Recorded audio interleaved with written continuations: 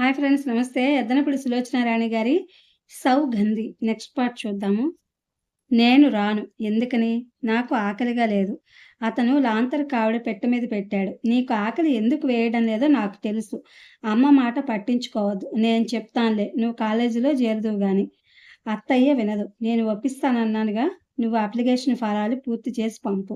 డబ్బు ఎంత కట్టాలో చెప్పు ఇస్తాను. నిజంగానా? చప్పున లేచి కూర్చుంది. నిజంగానే. మరి అత్తయ్య?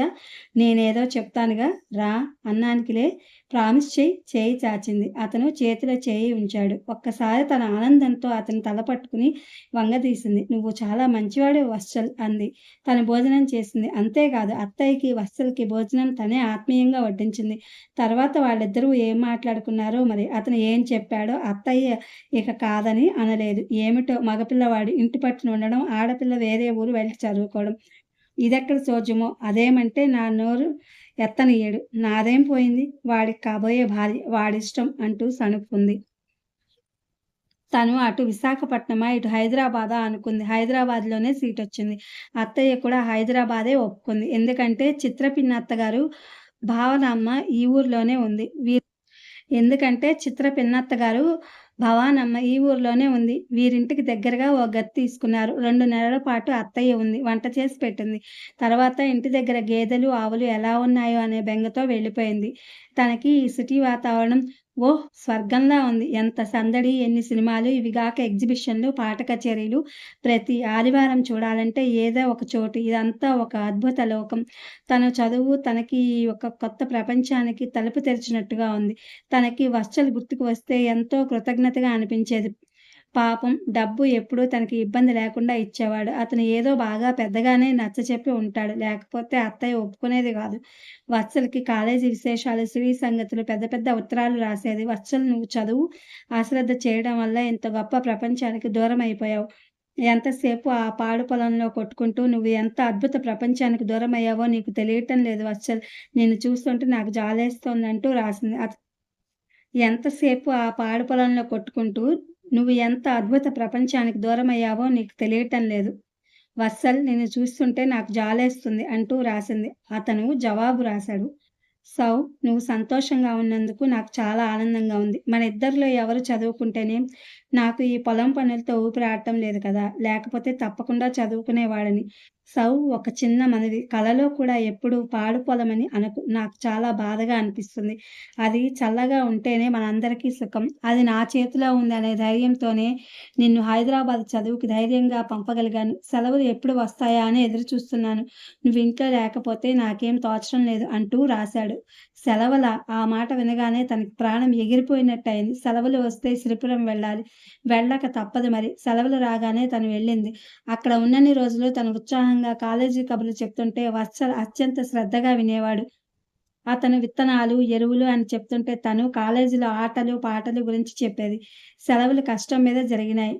ముక్కుతూ, మూలుగుతూ అత్తయ్య మళ్ళీ తనతో బయలుదేరింది. కాలేజీ తెరిచారంటే తనకేమో ఆనందం. ఆవిడకేమో ప్రాణ సంకటం. బియ్యం, పప్పు, కూరగాయలు అన్నీ సమృద్ధిగా మూట కట్టుకుని తీసుకొచ్చేది. హైదరాబాద్ వస్తే ఆవిడకేమిటో తోచేది కాదు. ఆ పల్లెటూరులో ఉంటే ఇక్కడ నువ్వెలా ఉన్నావో అని దిగులు. ఈ పట్టణంలో ఉంటే వాడక్కడ ఎలా ఉన్నాడో అని బెంగ. మీ ఇద్దరూ ఆలోచించుకుని ఎక్కడో ఒక చోట ఉండండి అంటూ సాధించేది. వత్సల్ హైదరాబాద్ చాలా తక్కువగా వచ్చేవాడు. ఎప్పుడు వచ్చినా ఏదో పని మీద వచ్చేవాడు. అది అయిపోయిన వెంటనే వెళ్ళిపోయేవాడు. ఒకసారి జ్వాలని తను పరిచయం చేసింది. సౌగంధికి చాలా తెలివితేటలు, సామర్థ్యం ఉన్నాయి. ఆమెని అణిచిపెట్టి ఇంట్లో కూర్చోపెట్టాలని చూడకండి. మన దేశంలో మగవాడు ఆడది అభివృద్ధి చెందితేనే చూసి సహించలేదు. మన సంఘం చచ్చినా మారదు అంది. వత్సల్ తర్వాత అన్నాడు. ఆ అమ్మాయికి చాలా ఆవేశం ఎక్కువ అనుకుంటాను.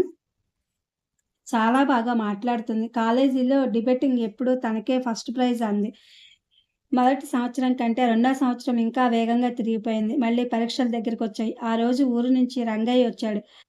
అయ్యో! మీకు తెలీదా అమ్మా! వత్సల బాబుకి జ్వరం. వారం రోజుల నుంచి లేవటం లేదు అని చెప్పాడు. ఈ మాట వినగానే అత్తయ్య లబలబలాడింది. అయ్యో దేవుడా! నాకు తెలీదు. వాడు కనీసం ఉత్తరం కూడా వ్రాయలేదు. నేనసలు బ్రతికి ఉన్నానని వాడికి గుర్తుందా? అంటూ అత్తయ్య అప్పటికప్పుడు బయలుదేరింది. తనకి దగ్గరలో పరీక్షలుండటం వల్ల వెంటనే వెళ్ళలేకపోయింది.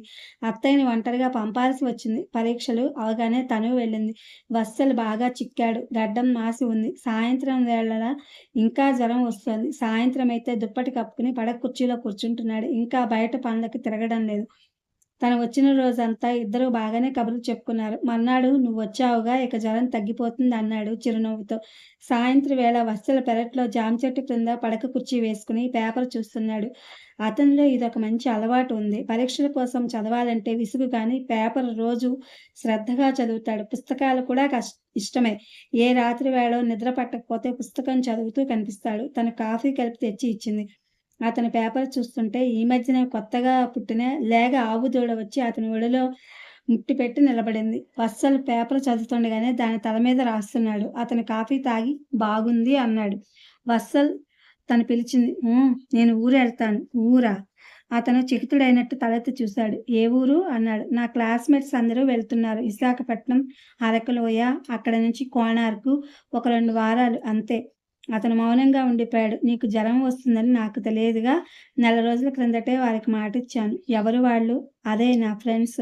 అతను పేపర్ చూస్తూ ఆవుదూడ మెడ నిమురుతూ ఊరకుండా పోయాడు. ఆ రాత్రంతా తనకి ఆవేదన. ఊరు వెళ్ళమంటాడా? వద్దంటాడా? తను ముభావంగా ఉండిపోయింది. మర్నాడు సాయంత్రం అతనే దగ్గరకు వచ్చి అడిగాడు. డబ్బు ఎంత కావాలి? 400 చాలు. అతను అరగంట తర్వాత డబ్బు తెచ్చిచ్చాడు. తనే వెళ్లి రైలుకి టికెట్ తెచ్చాడు. అత్తయ్య ప్రయాణం మాట వినగానే తెల్లబోయింది. చాలా కోపం కూడా వచ్చింది. ఇదేమిటి? నిన్న వచ్చిందో లేదో అప్పుడే మళ్ళీ ప్రయాణమా? నువ్వేమో ఈ ఇల్లు ఈ వేసవిలో పడమటి భాగమంతా పడగొట్టించి పెద్దది చేయించాలని అంటున్నావు. అమ్మ సౌ ఉండి మాత్రం ఏం చేస్తుంది? ఆ పనులన్నీ చూసేది నేనేగా.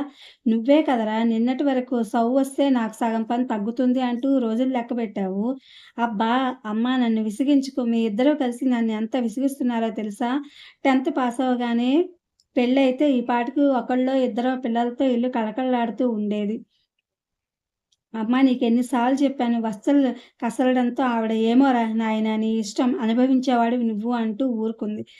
తనకి వెంటనే జ్వాల ఆవేశంగా అనే మాటలు గుర్తుకొచ్చినాయి. ఈ దేశంలో ఆడపిల్ల బ్రతుకు ఏముంది? అందరిది ఒకటే నమూనా.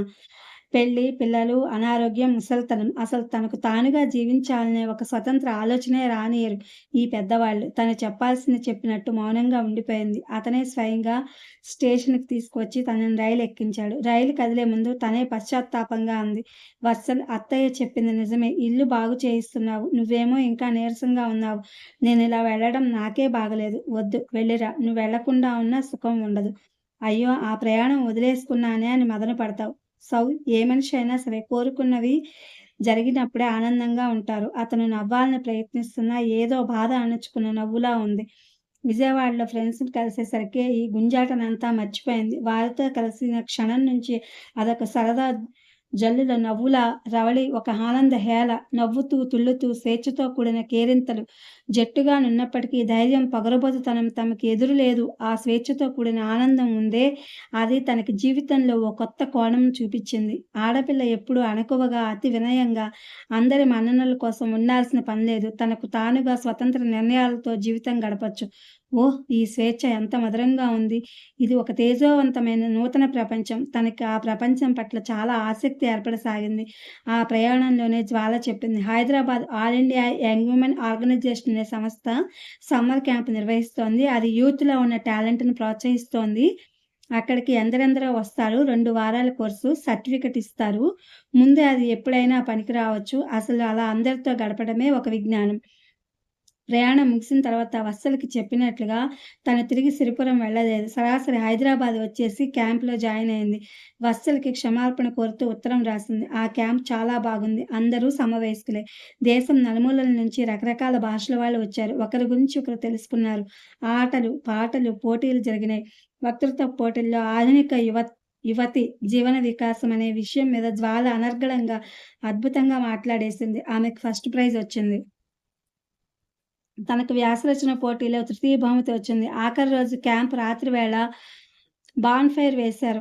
ఆడపిల్లలందరూ చేతులు కట్టుకుని ఆ మంట చుట్టూ తిరుగుతూ నాట్యం చేశారు. ఒకటే నవ్వులు, అరుపులు, కేకలు. ఆకాశం కింద ఉన్న చోటంతా తమదే అయినట్టు ఆనందం. ఎల్లలు లేవు, బంధాలు లేవు.